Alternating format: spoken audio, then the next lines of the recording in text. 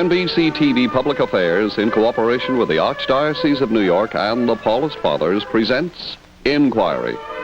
Our topic today, Jackie Gleason Talks Religion, the second of two conversations with our special guest, Jackie Gleason. Here is our host, Father James Lloyd.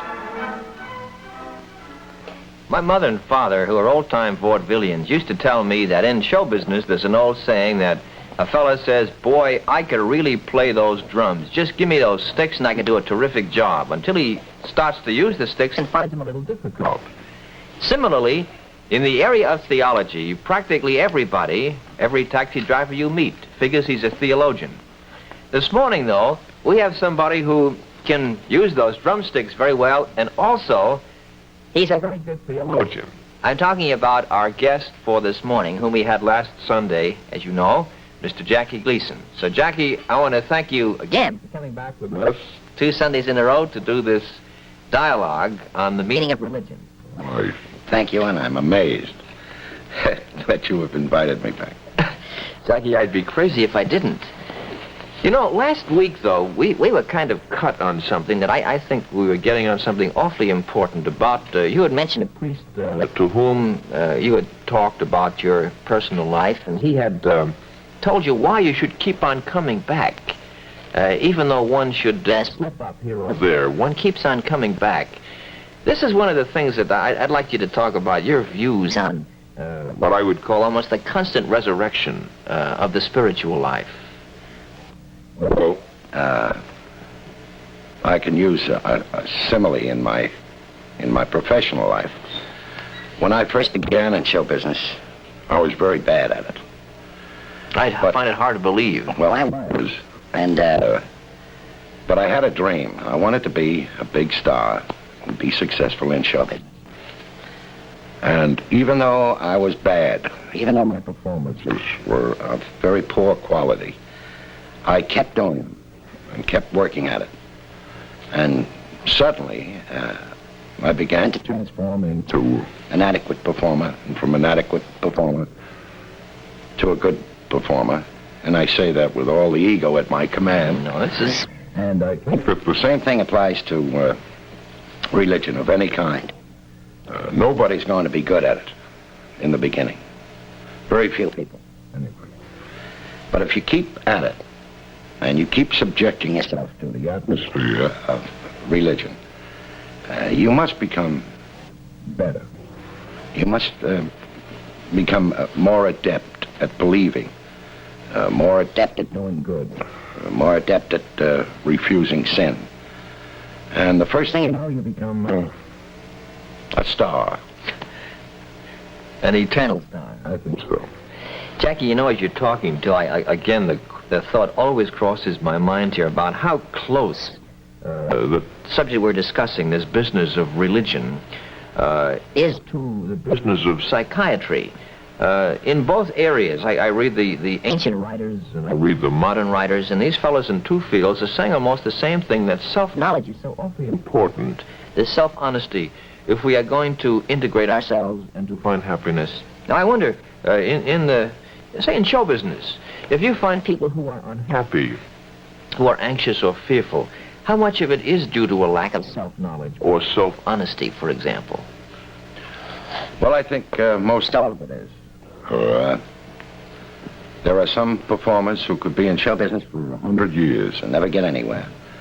But they're not honest with themselves, so they continue along the line,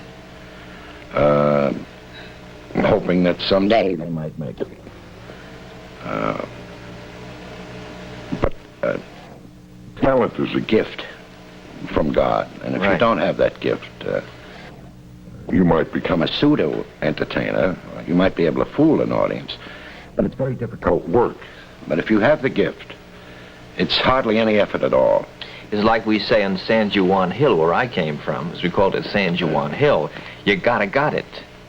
That's true. I think that everyone is given the gift of believing in God from the moment they're born.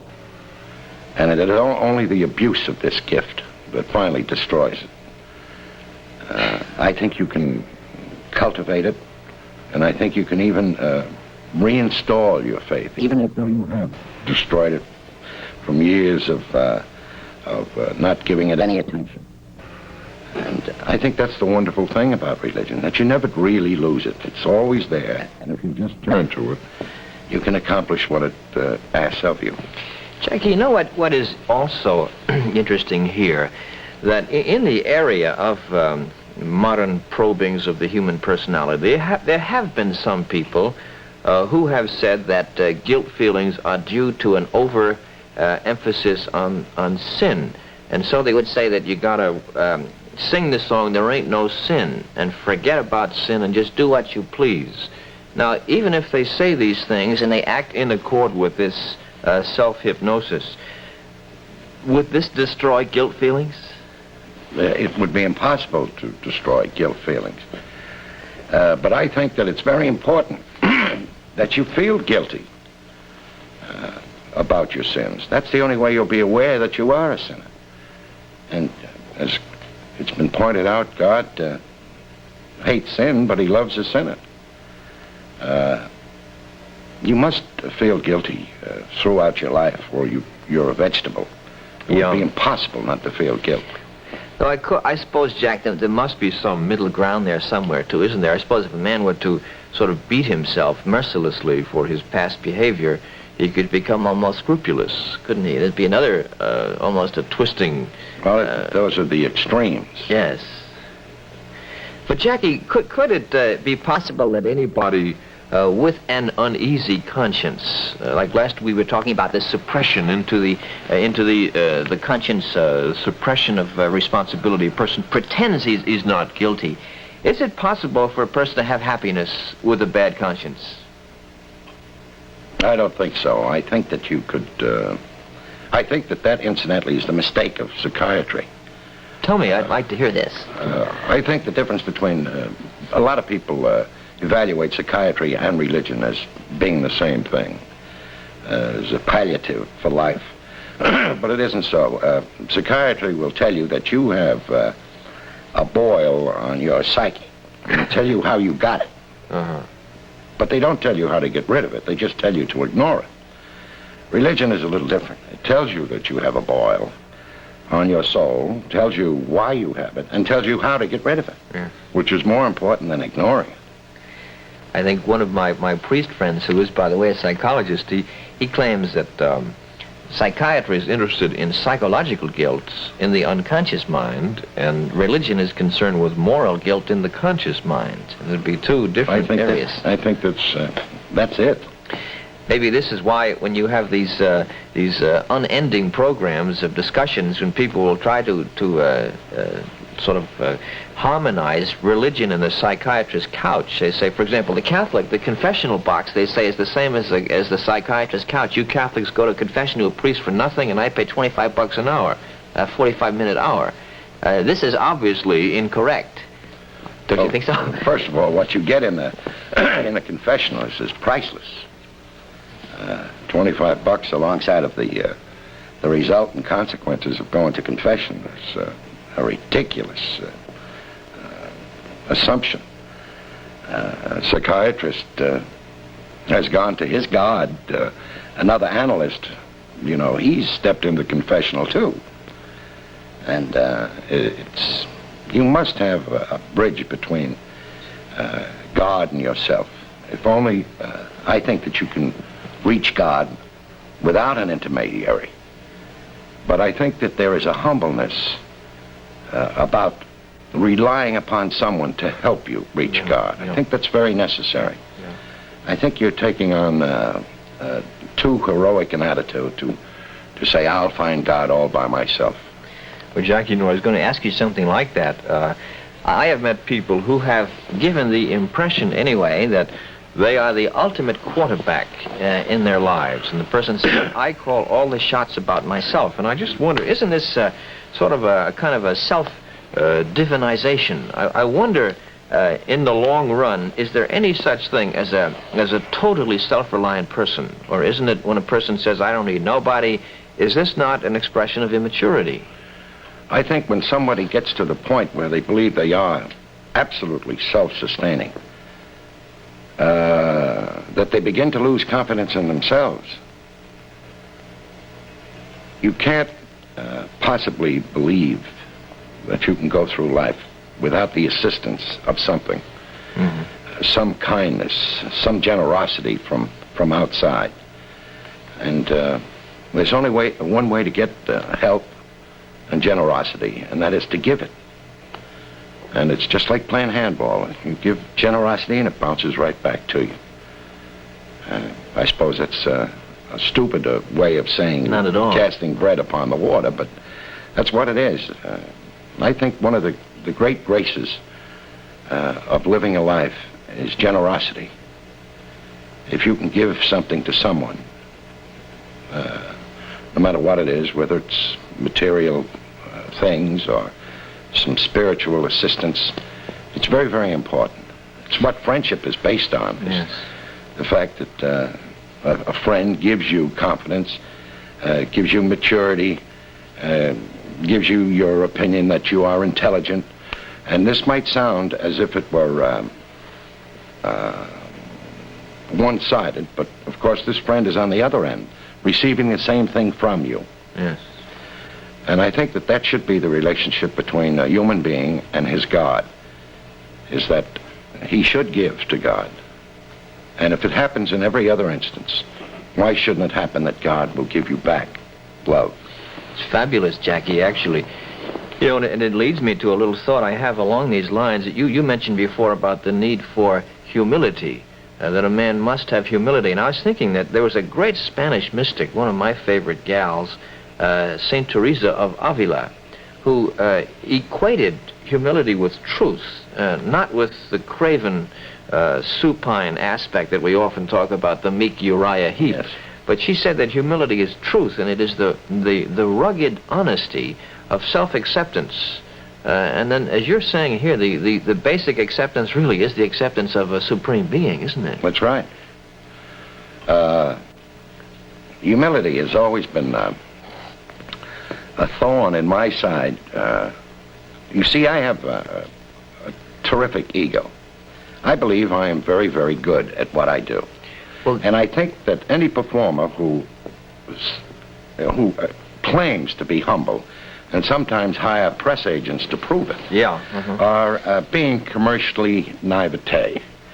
A performer can't believe himself talented enough to walk in front of millions of people each week and with the intention of charming them, right, entertaining them, and making them love him, yeah, without realizing correct inside of himself that he has this talent.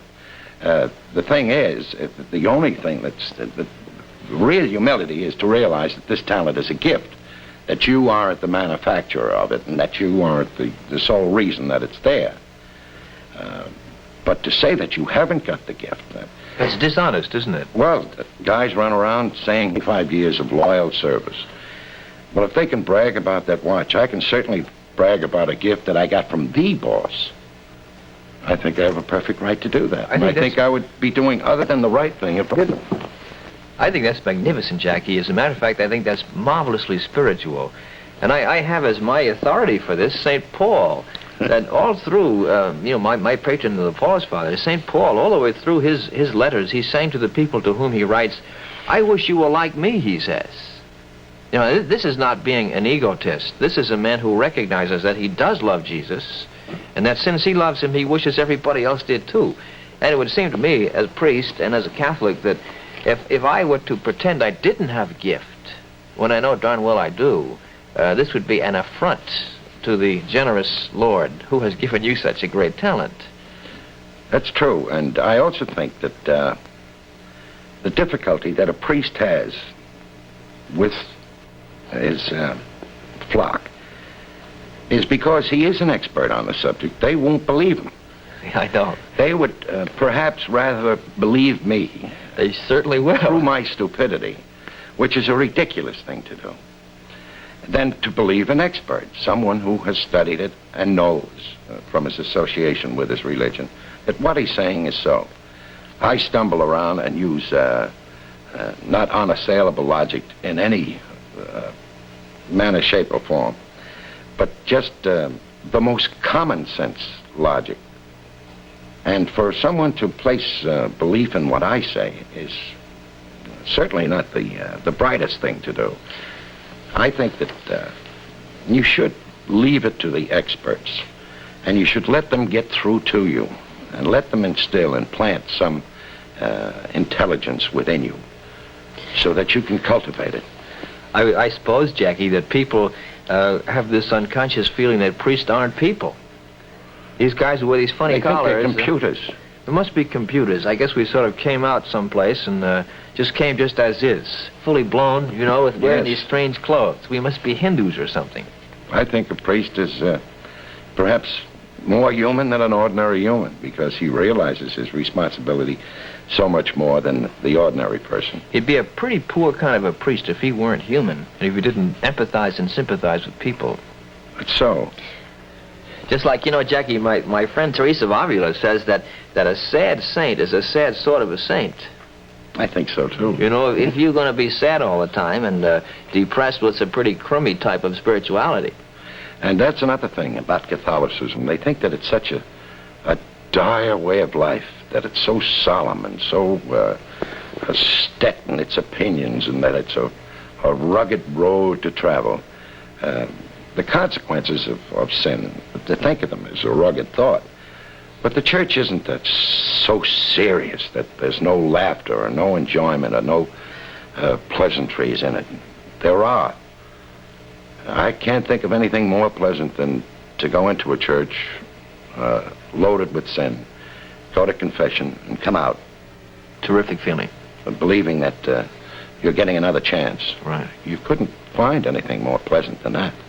And this is something you can't buy, isn't it? You couldn't get this anywhere else.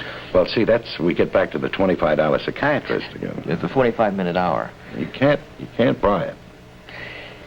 But Jackie, there are so many things I really wanted to talk to you about, and this business of humility, it seems to me, which you have so beautifully expressed before, is such a basic thing.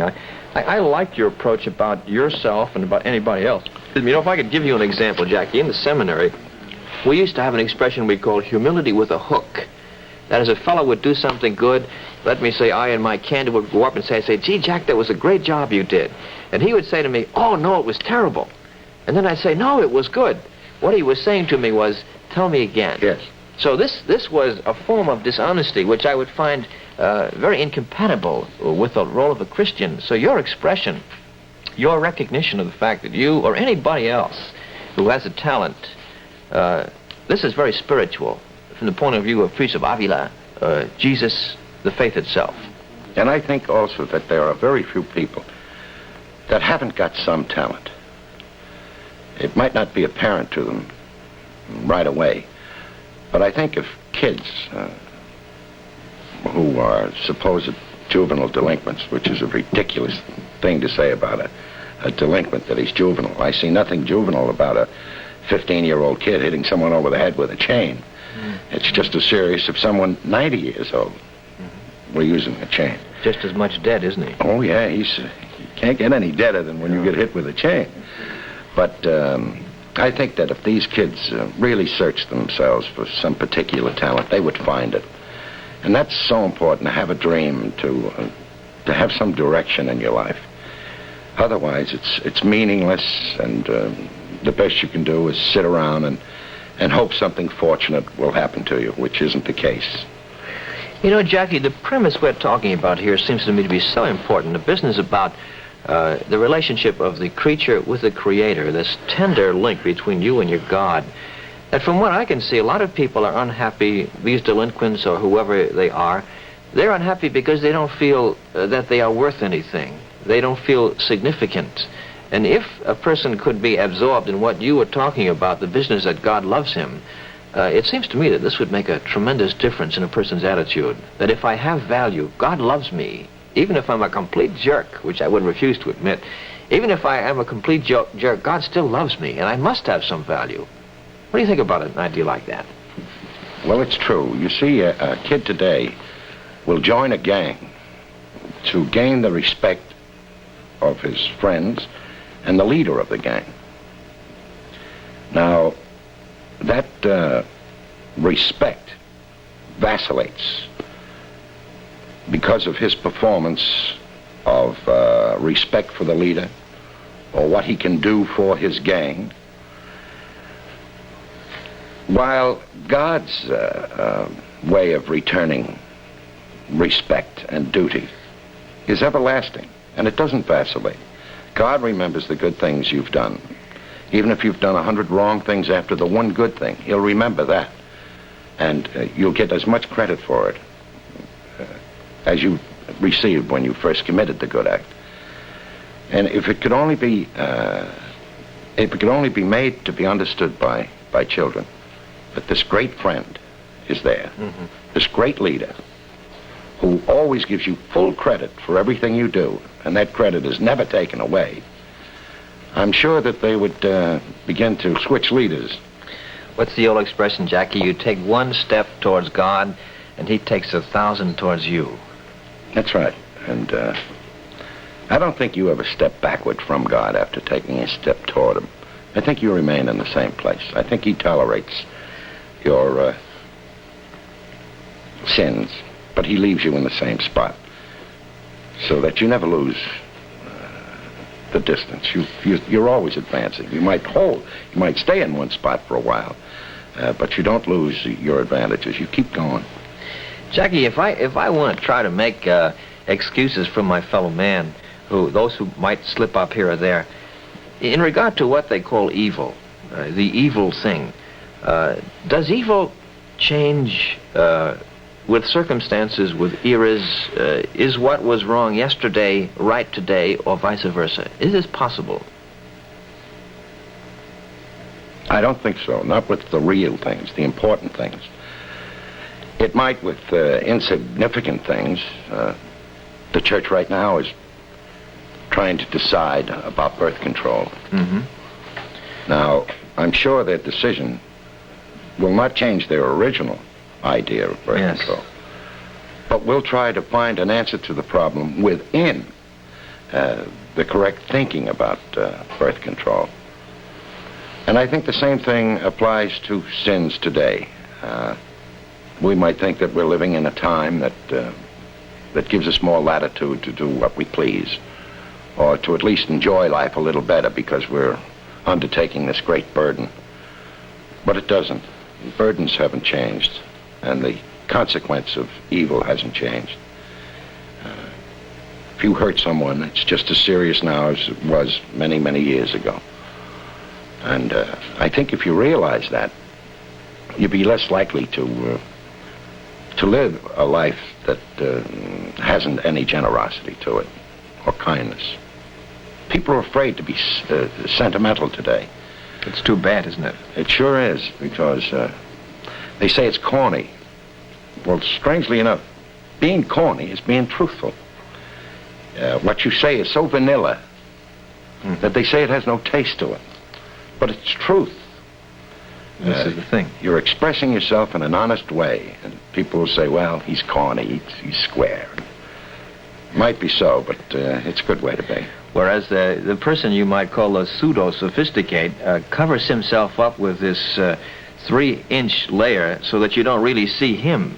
He keeps you away from himself by this so-called avant-garde thinking. Well, a sophisticate always arms himself with arguments and answers. And all of the answers are connected with his arguments. They aren't answers to anything else but his arguments. While I think a simple person will not argue, but ask for instruction, ask for intelligence, rather than try to force their supposed intelligence on you and make you think the way they think. I think you become a much better person if you listen. Jackie, talking about listening, I haven't really got very much time left, but I'd love to get your thinking on this. About listening to other people. You and I are Catholics, and I say I'm half Jewish and half Catholic, but ecumenically in the world, there's great progress being made. You know that we are listening to each other now instead of yelling at each other, instead of trying to beat the other guy down and show him how wrong he is and how right we are. How do you think it's going ecumenically? In your business, for example? I think that the fact that the church is listening to everyone, instead of trying to give the answers to everyone continuously. Yes. That it makes the church appear more human to most people. And for that very reason, I think more people will begin to join the church. It's not such an austere facade that you're staring at all the time. It's a human, kind, and warm way of life and way of thought that I think you'd like to join rather than be fearful of and step back from. Jackie, do you know that things are going so fast in the church that there is a movement that women might be ordained priests? Isn't that I well saw out? where in some article where a woman was serving communion. This is sort of very fantastic, isn't it? And yet the church is wide open. Well, I don't know how fantastic it is. After all, everyone's created equal, and I should imagine along with that would go the duties of humanity, that they should be shared equally amongst everyone. And I guess it won't be long before women are taking on the duties that priests... Well, we had a woman here in this show last summer who said that she felt within 100 years it's a certainty. I think it'll be certainly before that. Well, Jackie, I want to thank you so very much for coming. I see we're running out of time, and believe me, you have made, I think, an extremely significant contribution to thinking about something which is not narrowly denominational. It's much broader than that. You have done a great deal to help us. Thank you so much. Well, I think that I proved one thing, that the church is so strong that it can withstand an advocate like myself. Jackie, you're great. Ladies and gentlemen, Jackie, thanks so much. Thank you for watching, and on behalf of the Paulist Fathers and NBC and everybody around, thank you so much for watching us. We hope you enjoyed it. I'm sure you did. Think about what Jackie said. He offered an awful lot. Again, thanks for watching, and until next time, be good, and may you walk with the God who loves you.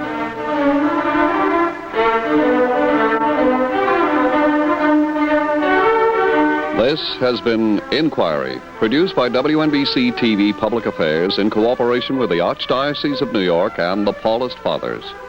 Our topic today, Jackie Gleason Talks Religion, the second of two conversations with our special guest, Jackie Gleason, and Father James Lloyd.